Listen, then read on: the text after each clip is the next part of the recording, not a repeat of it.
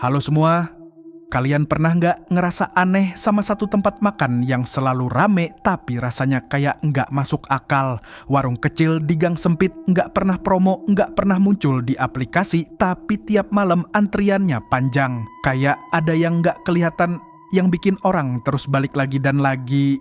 Kali ini gue mau cerita tentang pengalaman gue tinggal di sebuah kontrakan kecil di Bandung. Sekitar 2 tahun lalu, waktu itu gue baru pindah, kerjaan masih serabutan, jadi nyari kontrakan yang murah meriah di daerah padat penduduk. Gue dapet satu kontrakan petakan yang agak masuk ke dalam gang kecil di daerah yang cukup tua. Banyak rumah-rumah lawas di situ. Kontrakan gue berdempetan sama rumah warga lain, tapi yang paling mencolok dari daerah situ tuh sebuah warung seblak.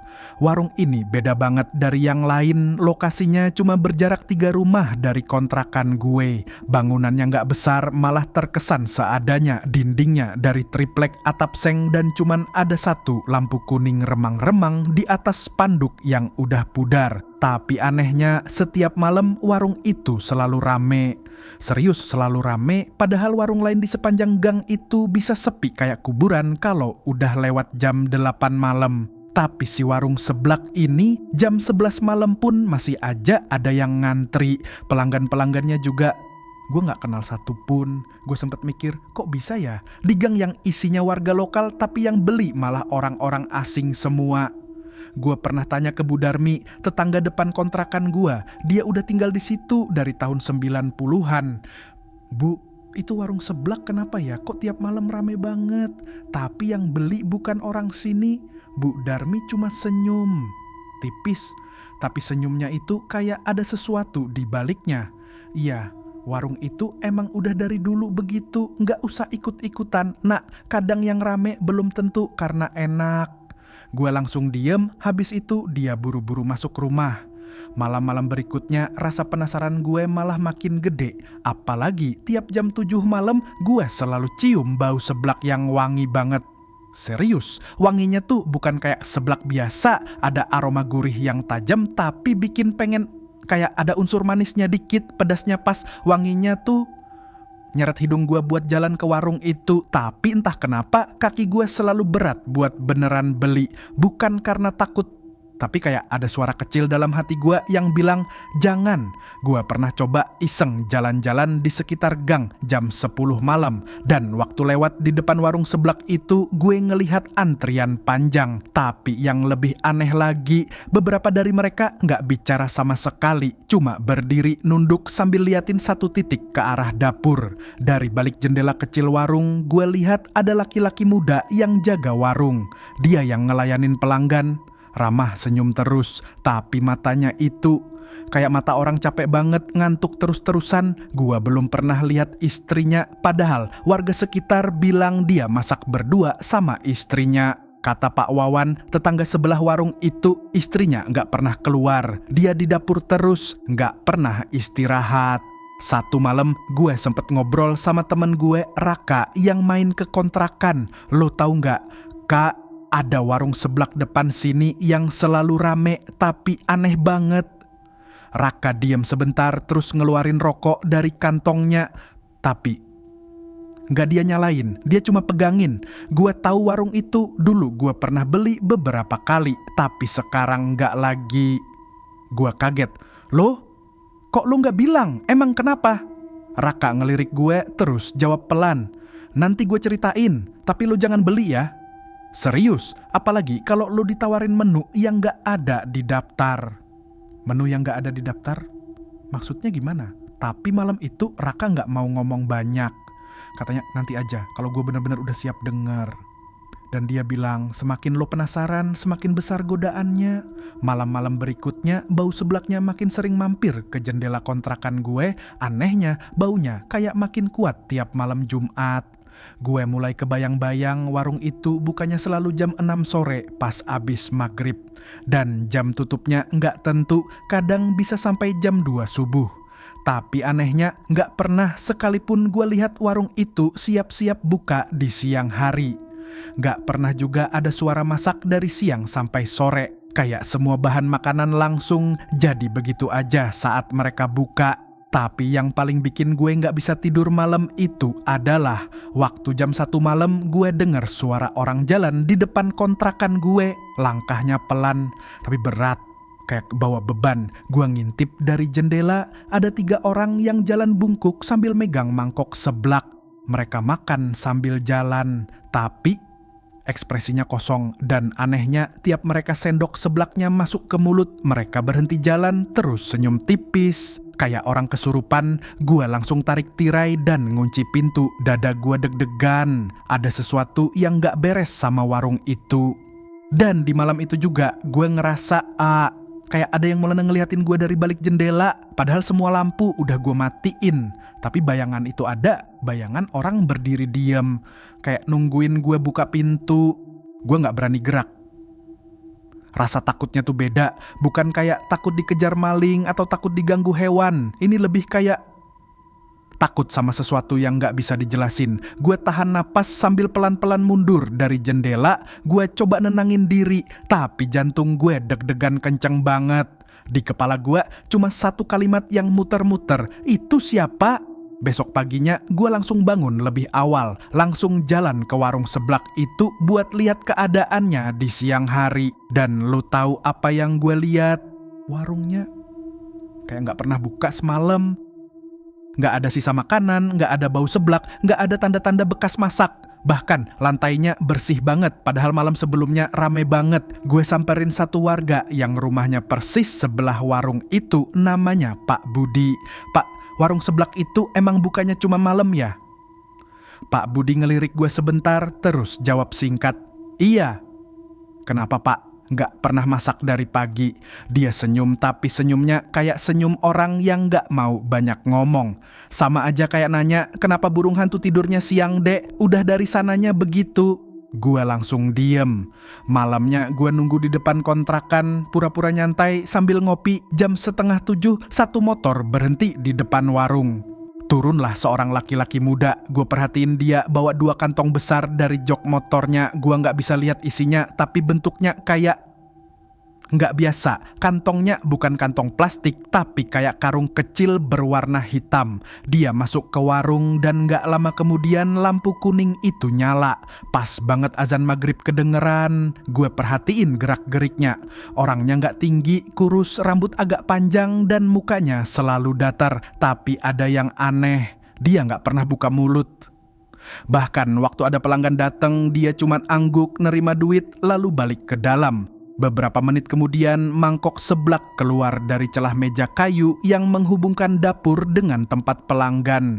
Dan yang nganterin bukan dia, tapi tangan dari dalam dapur. Tangan perempuan, tapi anehnya tangannya gak kayak tangan orang biasa. Putih pucat dan jari-jarinya panjang banget. Gue merinding. Pelanggan yang nerima mangkok itu langsung senyum dan duduk. Gue liatin dari jauh. Dia makan pelan-pelan, tapi ekspresinya berubah. Matanya merem kayak lagi nikmatin banget. Tapi sesekali dia kayak ngomong sendiri. Bibirnya komat kamit sambil senyum. Beberapa pelanggan lain juga kayak gitu. Mereka duduk dengan tatapan kosong, makan tanpa suara, lalu berdiri dan pergi. Gak ada yang ngobrol, gak ada yang tanya-tanya. Gua makin penasaran sama siapa perempuan yang ada di dapur itu. Soalnya tiap malam yang kelihatan cuman si suaminya itu. Besoknya gue coba tanya ke Bu Darmi lagi. "Bu, istrinya yang masak itu emang gak pernah keluar ya?" Bu Darmi ngelirik kanan kiri terus jawab, "Dulu pernah kelihatan waktu baru buka pertama kali, masih muda manis orangnya, tapi semenjak makin rame dia nggak pernah keluar rumah lagi." "Kenapa Bu?" "Entahlah, tapi dari cerita yang beredar, warung itu dulu pernah hampir ditutup." "Hah? Serius?" "Iya, karena ada pelanggan yang sempat pingsan setelah makan menu rahasia mereka. Tapi anehnya waktu dicek katanya nggak ada apa-apa, sehat. Dan yang lebih aneh lagi, orang itu malah minta balik lagi dan ngerasa kangen banget sama rasa seblaknya." Gua nelen ludah. Kata-kata menu rahasia itu muncul lagi, sama kayak yang Raka pernah bilang. Malam berikutnya gue nekat, gue datengin warung itu sendiri. Waktu nyampe udah ada 3 orang lagi yang ngantri. Pas giliran gue maju, si penjaga itu ngelihat gue tapi lama. Kayak dia tahu gue bukan pelanggan biasa. Dia nggak ngomong sepatah kata pun, cuma kasih kertas kecil. Isinya tulisan tangan. Seblak original Rp15.000, seblak komplit Rp25.000, menu khusus, tanya langsung. Gue nunjuk ke seblak komplit. Dia angguk masuk ke dalam. Beberapa menit kemudian tangan perempuan itu keluarin mangkok dari celah meja.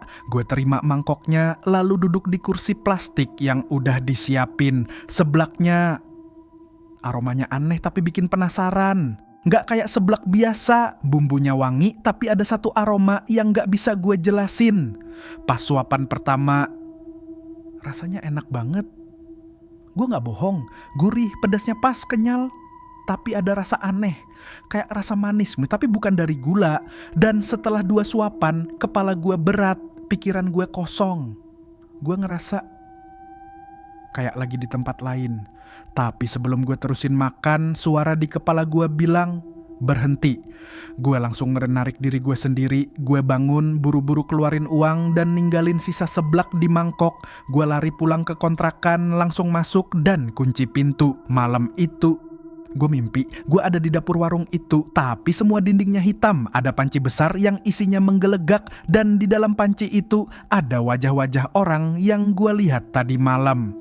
Satu persatu tenggelam dalam kuah panas, dan dari belakang gue ada suara pelan. Kalau nggak habis, dia bakal datang ke kamu. Kalimat itu masih terngiang jelas di kepala gue. Gue langsung kebangun dari tidur, nafas gue ngos-ngosan, badan gue basah keringat dingin. Jam dinding di kamar nunjukin pukul 03.12 pagi. Gue ngeliat sekitar kamar, gelap, hening, tapi hati gue ngerasa gak sendiri. Gue buru-buru berdiri, nyalain lampu, buka jendela buat ngambil udara. Tapi begitu jendela gue buka, gue langsung mundur. Mangkok seblak yang tadi malam gue tinggalin di warung sekarang ada di depan jendela, masih utuh, persis kayak terakhir gue tinggalin di sana. Tangan gue gemeteran, gue langsung tutup jendela, kunci semua pintu dan duduk di pojok kamar. Malam itu gue nggak tidur lagi. Besok paginya gue mutusin buat hubungi Raka. Gue butuh penjelasan, gue harus tahu apa yang sebenarnya terjadi sama warung seblak itu. Nggak lama Raka datang. Begitu gue buka pintu, dia langsung bilang, "Lo beli ya?" Gue gak jawab. Tapi ekspresi muka gue kayaknya udah cukup jadi jawaban. Raka masuk duduk di kursi kayu. Dia ngeluarin botol minum dari tasnya dan ngerokok pelan. Lo harus tahu satu hal, gak semua makanan yang enak itu makanan beneran. Gue bengong. Gue pernah kayak lo. Lanjut Raka, 3 tahun lalu gue ngontrak di sini juga. Dulu warung itu masih baru buka, gak seaneh sekarang. Tapi satu malam gue beli seblak dari sana dan sama, rasanya enak banget. Tapi abis itu hidup gue aneh. Aneh gimana? Gue nanya. Setiap malam gue mimpi kayak lagi duduk di meja panjang. Di situ banyak orang, semuanya makan, tapi gak ada yang bersuara. Dan di ujung meja ada satu kursi kosong, kayak nungguin gue buat duduk di situ. Gue langsung merinding. Mimpi gue juga hampir mirip kayak gitu. Raka ngelanjutin, gue kira itu cuman halusinasi. Tapi makin sering gue makan, mimpi itu makin jelas. Sampai suatu malam gue ditawarin menu khusus. Gue langsung nyaut, "Itu menu yang gak ada di daftar kan?" Raka angguk, dia ngerokok sekali lagi, terus buang napas pelan. Menu itu bukan makanan biasa, bentuknya aneh, isinya kayak potongan yang gak lazim. Dan pas gue tanya, si penjaganya cuman bilang, "Kalau mau rezeki lancar, makan ini sampai habis." Gue kaget. "Rezeki lancar?" "Iya," jawab Raka. Dan lo tahu, beberapa hari setelah gue makan itu, orderan dagangan online gue naik drastis. Gue dapat banyak klien, duit ngalir terus. Tapi ada yang berubah. Berubah gimana? Orang-orang yang pernah deket sama gue satu-satu mulai menjauh. Teman-teman gue sibuk sendiri, keluarga juga makin dingin. Bahkan bokap gue sempet bilang, "Kamu kayak bukan kamu yang dulu." Gue nelen ludah. Rasanya dada gue makin berat denger semua ini. "Terus lu berhenti?" Gue tanya. Raka diem. Gak bisa, gak semudah itu. Setiap malam gue ngerasa dipanggil. Kalau gak datang ke warung itu, kepala gue sakit banget. Mimpi buruk gak berhenti. Sampai akhirnya dia berhenti ngomong, matanya menerawang jauh. Gue nekat pergi jauh dari sini, pindah kota, tinggal di rumah nenek gue. Di sana gue puasa, sholat terus, bersihin diri, dan perlahan-lahan semuanya hilang. Gue manggut-manggut masih mencoba cerna semua yang dia ceritain. Jadi lo percaya itu pesugihan? Raka ngangguk pelan. Gue gak tahu bentuknya apa, perjanjiannya gimana, tapi yang jelas ada harga di balik setiap mangkok seblak yang lo makan. Gue langsung kepikiran sama pelanggan-pelanggan yang gue lihat malam itu, yang mukanya kosong, yang makan sambil senyum sendiri. Raka ngeliat gue dalam-dalam, lo harus jauhin tempat itu, jangan balik lagi apapun yang terjadi. Malam harinya gue bersih-bersih kontrakan, gue buang mangkok seblak yang tadi pagi gue temuin. Gue semprotin kamar pakai wewangian, nyalain ayat-ayat suci dari HP, tapi pas jam menunjukkan tengah malam, ada ketukan di jendela. Tok, tok, tok. Gue langsung merinding. Gue pelan-pelan merangkak ke arah jendela, tapi gak berani buka tirai. Ketukannya pelan, tapi konsisten. Kayak orang sabar banget nungguin. Gue ngumpet di bawah meja sambil dengerin suara itu terus berdentang. Sampai akhirnya suara itu berhenti. Gue pikir udah aman. Gue beranikan diri ngintip dari tirai. Dan lu tahu apa yang gue lihat? Di luar jendela ada mangkok seblak baru, uapnya masih keluar. Dan di atasnya ada secarik kertas, menu khusus, sekarang giliran kamu. Gue kaget bukan main, gue yakin banget gue gak buka pintu, gak ada suara langkah kaki, gak ada apa-apa. Tapi mangkok itu bisa ada di sana. Gue mundur pelan dari jendela, hati gue deg-degan gak karuan. Di kepala gue cuma ada satu pikiran, kenapa harus gue? Pagi harinya, gue mutusin buat pergi dari kontrakan dulu. Gue nginep di rumah temen gue, Fadil, yang tinggal sekitar 2 kilometer dari lokasi warung itu. Gue cuman bilang lagi butuh tempat nginep sebentar tanpa cerita apa-apa. Tapi entah kenapa, walaupun udah pindah tempat, pikiran gue masih dihantui. Malam itu, pas lagi ngopi bareng Fadil di teras rumahnya, tiba-tiba ada ibu-ibu lewat. Dia bawa dagangan jamu. Biasa aja awalnya, tapi begitu ngelihat muka gue, dia langsung berhenti. Dek, kamu yang kemarin makan dari warung seblak itu, ya? Gue kaget. Bu, kok tahu? Dia senyum, tapi bukan senyum ramah, lebih ke senyum kasihan. Saya udah lama tahu aura kamu berubah sejak malam itu, makanya saya datang ke sini bukan sekadar jual jamu. Gue dan Fadil saling tatap. Fadil langsung bisik, "Lu kenal dia?" Gue geleng. Ibu itu duduk di kursi plastik teras dan mulai cerita. Dulu anak saya juga pernah kerja di warung itu pas baru buka. Waktu itu mereka ngaku cuman mau buka warung kecil-kecilan. Anaknya saya bantuin di dapur. Tapi lama-lama banyak hal aneh mulai muncul. Apa maksudnya, Bu? Anak saya cerita, tiap malam ada pengunjung tak terlihat yang juga dikasih makan. Makanannya beda, bumbunya nggak sama. Ada ramuan khusus dari karung hitam yang nggak boleh dibuka. Dan tiap malam Jumat jumlah karungnya nambah 1. Gue langsung merinding. Ingat karung-karung yang pernah gue lihat di bawah si penjaga warung waktu maghrib. Sampai akhirnya, lanjut ibu itu, anak saya mimpi buruk terus. Dia ngelihat perempuan muda yang mukanya kabur, selalu berdiri di pojok dapur sambil pegang mangkok yang sama. Mangkok yang kamu lihat di jendela. Gue nelen ludah. Apa yang terjadi sama anak ibu sekarang? Wajah ibu itu mendadak sedih. Anak saya gak bisa bicara lagi, Nak. Sampai sekarang, setiap malam Jumat dia nangis sendiri tanpa suara, kayak lagi dengar sesuatu di telinganya. Gue langsung ngusap wajah gue, perasaan gue makin gak tenang. Bu, saya harus gimana? Ibu itu ngeluarin kantong kecil dari tasnya. Isinya kayak rempah-rempah dan daun kering yang digulung. Kalau kamu masih pegang secarik kertas dari warung itu, bakar ini. Tapi ingat, jangan buka mangkoknya, jangan cium aromanya, jangan lihat isinya. Karena sekali kamu tahu, kamu akan susah keluar. Gue langsung manggut. Malam itu juga gue balik ke kontrakan dengan Fadil nemenin. Begitu sampai, jendela kamar gue masih seperti tadi pagi dan mangkok itu masih di sana, uapnya masih keluar. Gue ambil kantong dari ibu jamu tadi, taruh di dekat mangkok dan bakar kertas pesanan itu pakai korek. Begitu apinya nyambar, mendadak lampu kamar mati, semua jadi gelap. Uap dari mangkok itu berubah warna dari putih jadi agak keabu-abuan. Lalu ada suara pelan kayak napas seseorang dari balik tirai jendela, pelan berat dan berulang. Fadil yang berdiri di belakang gue langsung narik tangan gue. "Udah, jangan lama-lama di sini. Kita keluar aja dulu." Kita buru-buru keluar dari kontrakan, tapi sebelum pintu ditutup, gue ngelihat sesuatu. Di atas mangkok seblak itu muncul tulisan baru. Tulisannya berubah sendiri. Tulisan itu bukan dari pulpen, tapi kayak tercetak dari asap, dan bunyinya, "Kalau kamu menolak, gantinya harus kamu bawa." Kita duduk di warung kopi 24 jam sambil mikir. Ganti apa maksudnya? Tanya Fadil. Gue geleng, tapi tiba-tiba gue inget Raka pernah bilang soal kursi kosong di ujung meja panjang dalam mimpinya. Jangan-jangan mangkok itu bukan cuman tawaran, tapi bagian dari perjanjian yang belum kelar, dan kalau gue tolak, gue harus nyari gantinya.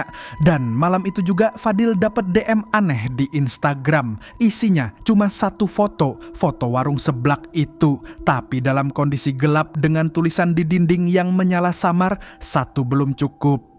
Kami langsung saling pandang. Gue ambil HP Fadil dan zoom gambar itu. Warungnya sama, tapi ada yang beda. Di foto itu, warung seblak itu ditutup tirai hitam dan di depannya ada karung besar, seperti yang diceritain ibu penjual jamu kemarin. Gue cek jam, pukul 23.27. Malam Jumat gue langsung berdiri. "Kita harus lihat ke sana." Fadil ragu. "Lo yakin setelah semua yang terjadi, lo masih mau datang ke tempat itu?" Gue angguk pelan. "Bukan soal mau atau enggak, Dil, kayaknya warung itu yang manggil kita." Kami naik motor pelan-pelan menuju arah kontrakan gue yang juga sejalur dengan warung seblak itu. Jalanan sepi, udara dingin, tapi entah kenapa semakin dekat ke warung itu suhu makin hangat. Kayak ada hawa aneh yang ngebungkus tempat itu. Begitu nyampe dari jauh warung itu udah kelihatan beda. Semua lampunya mati, tapi ada cahaya kecil dari lilin merah yang ditaruh di tiap sudut. Dan tepat di depan pintu ada karung hitam baru. Seseorang berdiri di sana, bukan penjaga warung yang biasa gue lihat, tapi perempuan muda, rambut panjang, wajahnya ketutupan sebagian. Tangannya pegang mangkok, sama persis kayak mangkok yang pernah ada di jendela kamar gue. Dia nggak ngomong, cuma nunduk, dan pelan-pelan mangkok itu dia dorong ke arah kami. Gue maju satu langkah, tapi Fadil narik tangan gue, bisik, "Jangan, dia bukan orang biasa." Tiba-tiba perempuan itu berbalik dan masuk ke dalam warung, ninggalin mangkoknya di depan. Pintu warung pelan-pelan nutup sendiri. Gua mendekat, lihat ke arah mangkok. Ada secarik kertas lagi, tapi kali ini tulisannya berubah. "Kamu menolak, maka kamu harus memberi." Gua mundur pelan. Fadil narik tangan gua lagi. "Oh, udah, kita pulang." Tapi begitu kita berbalik arah, dari ujung gang ada seseorang jalan pelan ke arah kami. Langkahnya pelan, badannya tinggi, dan mukanya kosong. Dia nggak ngomong apa-apa, tapi bawa sesuatu di tangannya, karung hitam. "Cepet, Dil, jalan!" Gue teriak. Kita langsung lari ke motor. Tapi pas gue mau nyalain motor, tangan gue gemeteran. Kunci motor gue jatuh. Tok, tok, tok. Langkah kaki itu makin deket. Gue sempet lihat jelas mukanya. Itu salah satu pelanggan warung yang dulu gue lihat, yang duduk paling pojok, yang makan tanpa ekspresi, tapi sekarang matanya kosong, kayak orang yang gak punya jiwa lagi. Dia naruh karung itu di depan motor, terus jalan balik lagi ke gang, pelan, tanpa lihat kami sama sekali. Gue buru-buru ambil kunci, nyalain motor, dan kita langsung kabur dari situ. Besok paginya Fadil dapat kabar dari temennya yang tinggal di sekitar situ. Warung seblak itu tiba-tiba tutup. Nggak ada orang, nggak ada tanda-tanda ditinggalin. Tapi mangkok-mangkok bekas makan masih ada di meja. Gua makin penasaran. Gua buka Google dan cari segala info tentang kasus aneh yang pernah terjadi di daerah itu. Dan lo tahu, gua nemuin satu artikel tua dari tahun 2012, judulnya Kisah Warung Makan yang Hilang Setelah Pemiliknya Menghilang di Malam Jumat. Gue klik dan bacanya pelan-pelan. Isinya tentang sebuah warung makan sederhana yang dulunya terkenal karena rasanya enak banget dan bikin ketagihan.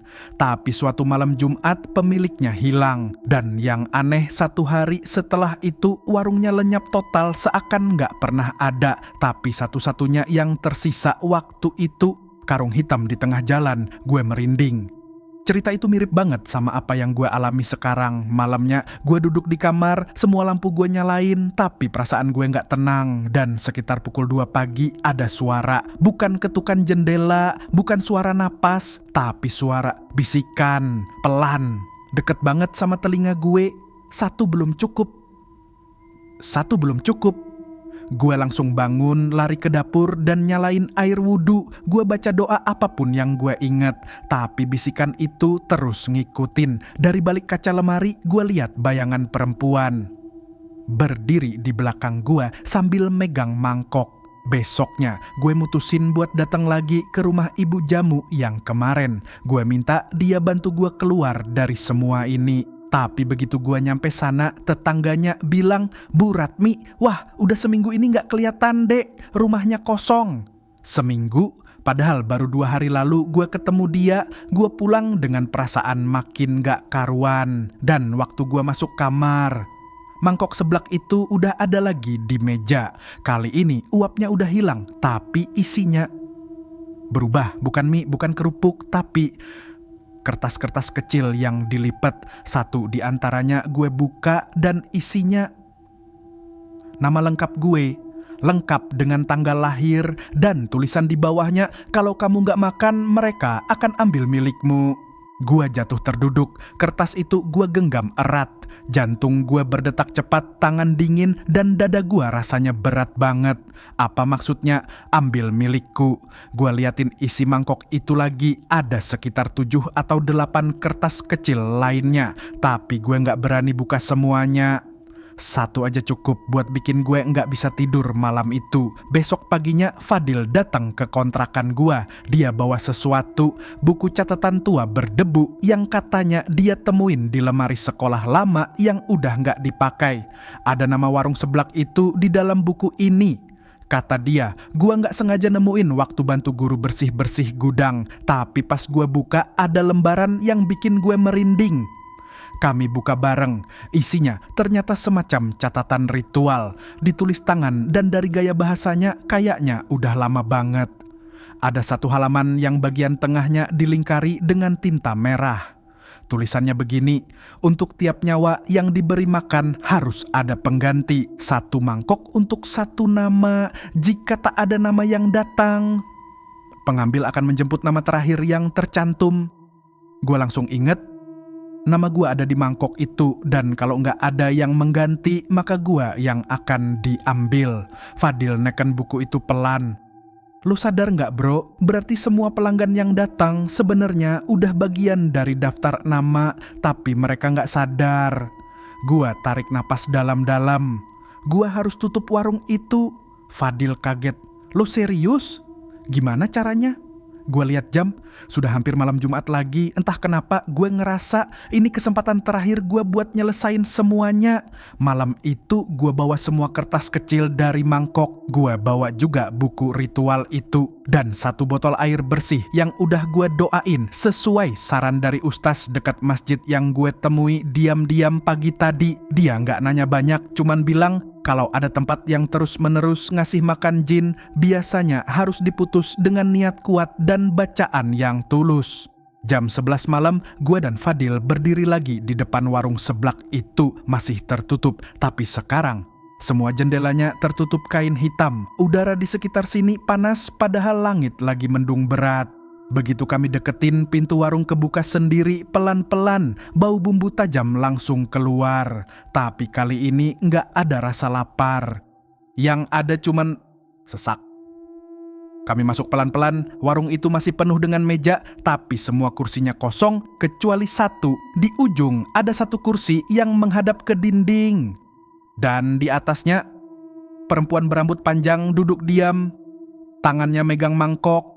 Di dalamnya ada kertas, dan kertas itu kertas yang berisi nama Fadil. Fadil langsung mundur. Gue buka buku ritual, cari bagian yang ditandai merah dan mulai baca doa pelan-pelan. Tapi begitu gue baca, lampu warung mulai redup satu-satu. Tiba-tiba suara perempuan itu pelan-pelan terdengar. Nama terakhir harus tinggal. Gue tetap baca, air doa gue percikan ke meja, ke mangkok-mangkok kosong, dan ke lantai. Lalu gue buka mangkok yang pertama kali gue dapet, yang waktu itu muncul di jendela kamar. Isinya sekarang cuman abu. Tapi dari abu itu muncul asap, dan dari asap itu terdengar suara banyak orang berbisik. Semua bilang satu kalimat yang sama, "Kami lapar, kami lapar." Gue terus baca sambil air doa gue tumpahkan ke bagian lantai yang mulai retak. Dan tiba-tiba perempuan di kursi itu berdiri, tapi bukan jalan. Dia melayang dan satu persatu mangkok-mangkok di meja pecah sendiri. Cahaya dari lilin merah padam, angin masuk dari jendela yang sebelumnya tertutup. Gue ambil nama Fadil dari mangkoknya dan sobek kertas itu, lalu masukkan ke dalam botol air. Lalu gue bilang, "Aku gak ikut, aku gak setuju, hapus namaku dan juga temanku, kami bukan milik kalian." Saat itu juga suara-suara berhenti, perempuan itu perlahan menghilang dalam asap tipis, dan warung itu bergetar pelan lalu sunyi. Keesokan paginya waktu kami kembali ke lokasi, warung seblak itu nggak ada, bener-bener hilang. Yang tersisa cuman tanah kosong dengan satu papan rusak tertancap di tanah. Tulisan di papan itu pudar tapi masih bisa dibaca samar, "Mereka kenyang," sampai yang berikutnya datang. Gue simpan kertas sobekan nama gue dan Fadil. Kami berjanji gak akan cerita soal ini ke siapa-siapa. Tapi sejak hari itu gue gak bisa makan seblak lagi. Setiap kali nyium aroma kuahnya, kepala gue langsung berat. Dan entah kenapa, di toko online yang gue buka kadang muncul satu pesanan misterius. Alamatnya aneh, namanya bukan manusia, dan item yang dipesan selalu sama. Seblak, mangkok khusus malam Jumat. Tamat. Kadang rasa enak yang gak wajar datang dari sesuatu yang gak wajar juga. Warung seblak itu mungkin udah gak ada, tapi siapa yang tahu? Mungkin suatu hari di kota kamu bakal muncul lagi warung yang bikin ketagihan aneh. Jadi kalau kamu mampir ke sebuah warung kecil di gang sempit, dan makanannya terlalu enak sampai kamu gak bisa berhenti, coba lihat sekeliling. Siapa tahu kamu duduk di meja yang dulu pernah dipakai buat ritual tukar nama. Dan kalau suatu malam tiba-tiba ada mangkok di jendela kamar kamu, jangan dibuka, jangan dimakan, dan yang paling penting, jangan diam. Ceritakan, karena cerita kayak gini bukan buat ditutup-tutupi, tapi buat jadi pengingat. Kalau hal-hal yang kelihatan biasa bisa aja nyimpan perjanjian yang luar biasa gelapnya. Kalau kamu suka cerita horor seperti ini yang penuh misteri tanpa kekerasan dan bisa bikin merinding tanpa harus melihat adegan ekstrem, jangan lupa untuk like video ini, subscribe channel ini, dan nyalakan loncengnya biar nggak ketinggalan cerita-cerita horor lainnya. Dan kalau kamu punya pengalaman mistis atau kisah seram dari daerah kamu, tulis di kolom komentar, siapa tahu cerita kamu yang akan gue angkat di video berikutnya. Sampai ketemu di cerita horor berikutnya. Hati-hati kalau jalan malam, karena kadang yang nemenin kita bukan cuman bayangan,